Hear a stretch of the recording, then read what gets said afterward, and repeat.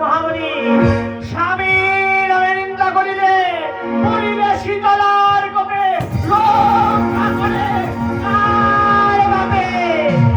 অবিরাট আমি তারে বরণ করেছি, আমি প্রতিরূপে আমি রাজা তারে বরণ করেছি,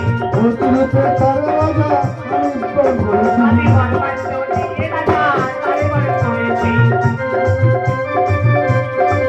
অবিরাট আমি তারে বড়মাল্য পড়ি বরণ করেছি প্রতিরূপে বাবা। অষ্টমুড়ির ষষ্ঠমুড়ি নাম তার ঘণ্টাবর্ণ মহামণি, তাই স্বামী নিন্দা তুমি সহ্য করতে পারবে না। পারি না বাবা। তার মনে শীতলাই অদূর তাকে দেখো তার কিশোর মন্দির মোর শিবালয়ের মন্দির বাবা। হনুমান সত্য ওটাই আমার আরাধ্য দেবতার মন্দির। কাল্য প্রভাতে যখন পূর্ব আকাশে ভানু উদিত হবে তখন তুমি ওই মন্দিরের পশ্চাতে গিয়ে দাঁড়িয়ে থাকবে।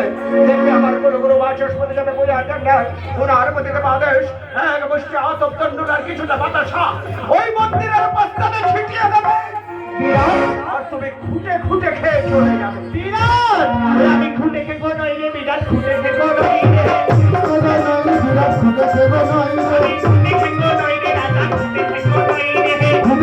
নইলে রাজা খুঁটে খেকো নইলে আরে নন্দিনী আমি খুঁটে খেকো নইলে খুঁটে খেকো তাহলে তুমি খুঁটে খেয়ে দেখে যাও। নিশ্চয়ই তোমার পূজার প্রণালী আছে।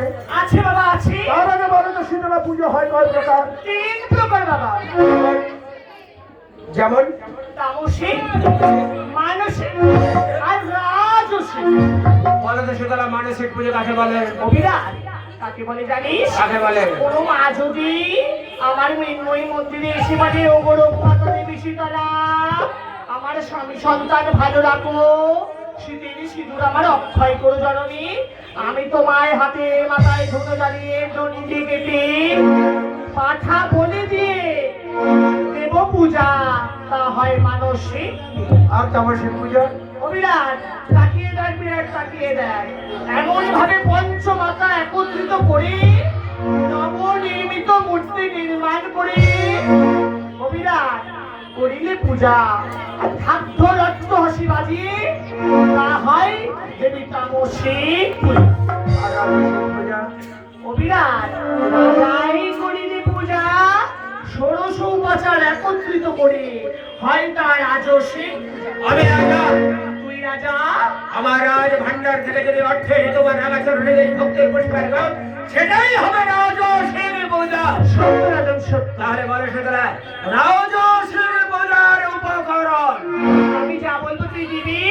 আমি কথা দিলাম চিন্তা করে দেখবো তোমার চরণে দেওয়া যায় কিনা ভক্তির পুষ্পার ঘর। তার আগে বলে সুতরাং রাজসিক পূজার প্রণালী আর সূচি বিধান। আমার রাজসিক পূজায় কি কি লাগে জানিস বিরাট? তবে তুই শুনতে চাস? তবে শোন বাবা শোন, সর্বপ্রথম আমার পূজায় কি বা লাগে? শঙ্খপুরী খৈরি ডালা বর্তমানে চাপা গলা,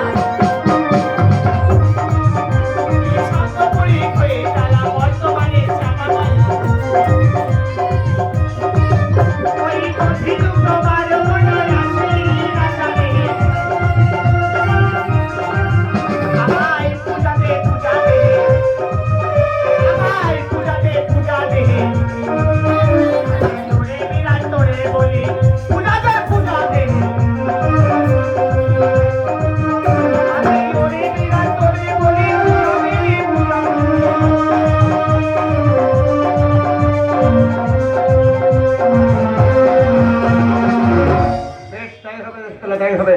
শঙ্খপুরের হয়ে গেল বর্তমান